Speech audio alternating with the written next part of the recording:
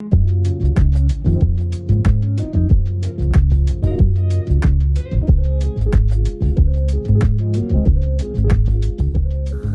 ചിത്രങ്ങളുടെ ഒരു ശ്രേണിയെ വളരെ പെട്ടെന്ന് മാറ്റി മാറ്റി കാണിക്കുന്നത് വഴി ചലിക്കുന്ന ചിത്രങ്ങൾ സൃഷ്ടിക്കുന്ന ദൃശ്യ കലാരൂപമാണ് ചലച്ചിത്രം.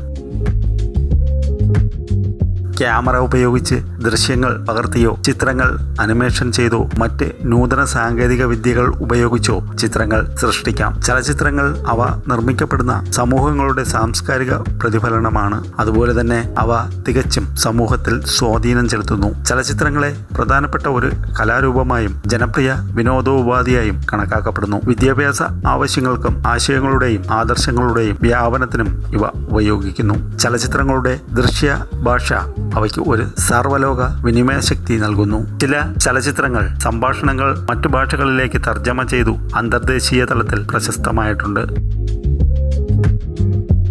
ചലച്ചിത്രങ്ങൾ നിശ്ചല ചിത്രങ്ങളുടെ ഒരു ശ്രേണി ഉപയോഗിച്ചാണ് ഉണ്ടാക്കുന്നത്. നിശ്ചല ചിത്രങ്ങൾ അതിവേഗത്തിൽ തുടർച്ചയായി കാണിക്കുമ്പോൾ അവ ചലിക്കുന്നതായി തോന്നുന്നു.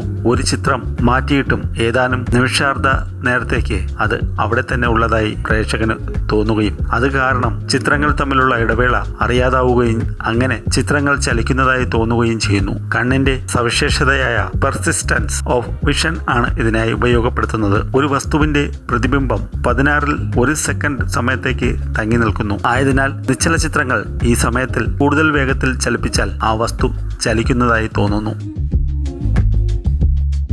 ചലിക്കുന്ന ചിത്രത്തിൽ നിന്നാണ് ചലച്ചിത്രം എന്ന പേര് രൂപപ്പെട്ടത്. സംസാര ഭാഷയിൽ ചിത്രം, പടം മുതലായ വാക്കുകളും ചലച്ചിത്രത്തെ സൂചിപ്പിക്കാനായി ഉപയോഗിക്കുന്നു. ഇംഗ്ലീഷ് വാക്കുകളായ ഫിലിം, മൂവി എന്നിവയും ഉപയോഗിക്കാറുണ്ട്. എന്നിരുന്നാലും സിനിമ എന്ന ഇംഗ്ലീഷ് വാക്കാണ് ഏറ്റവും അധികമായി ഉപയോഗിക്കപ്പെടുന്നത്.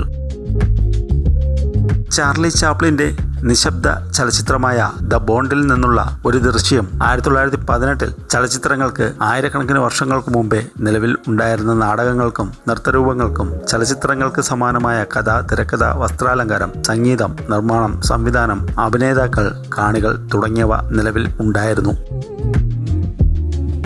പിൻ ഹോൾ ക്യാമറ എന്ന ആശയം അൽ-ഹസൻ തൻ്റെ ബുക്ക് ഓഫ് ഒപ്റ്റിക്സ് എന്ന ഗ്രന്ഥത്തിലൂടെ മുന്നോട്ട് വയ്ക്കുകയും പിന്നീട് ഏകദേശം 1600-ാം ആണ്ടോടുകൂടി ജിംബാറ്റിസ്റ്റ ഡെല്ല പോർട്ട ഇതിനെ പ്രചാരത്തിലാക്കുകയും ചെയ്തു.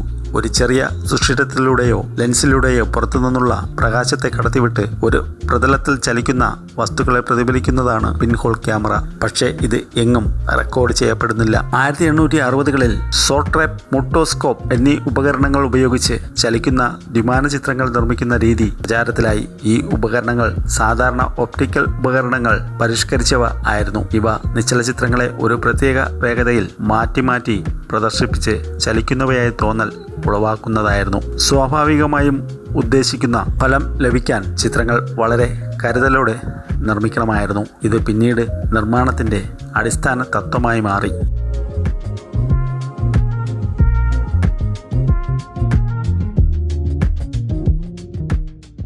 സിനിമ കണ്ടുപിടിച്ച നാളുകളിൽ തന്നെ ഇന്ത്യയിലെത്തിയതാണെങ്കിലും ഒരു കലാരൂപമെന്ന നിലയിൽ സിനിമയ്ക്ക് സ്ഥാനം ലഭിച്ചത് അടുത്ത കാലത്താണ്. ദാദാ സാഹിബ് ഫാൽക്കെ അത്തരത്തിൽ ഒരു കൃഷ്ണചരിതമായാലെന്താ എന്നാലോചിക്കാൻ തുടങ്ങി. പക്ഷേ രാജ ഹരിചന്ദ്രയാണ് നിർമ്മിച്ചത്. ഇന്ത്യയിലെ ആദ്യത്തെ കഥാചിത്രമായിരുന്നു അത്. ശാന്താറാം, PC ബറുവ, ദേവകി ബോസ് തുടങ്ങിയവർ ഇന്ത്യൻ സിനിമയുടെ നിശബ്ദ കാലഘട്ടത്തിൽ പ്രവർത്തിച്ചവരാണ്. അർദീഷിർ ഇറാനിയുടെ ആലം ആറയാണ് ഇന്ത്യയിലെ ആദ്യത്തെ സംസാരിക്കുന്ന സിനിമ. 1931-ലാണ് ഈ സിനിമ പുറത്തു വന്നത്.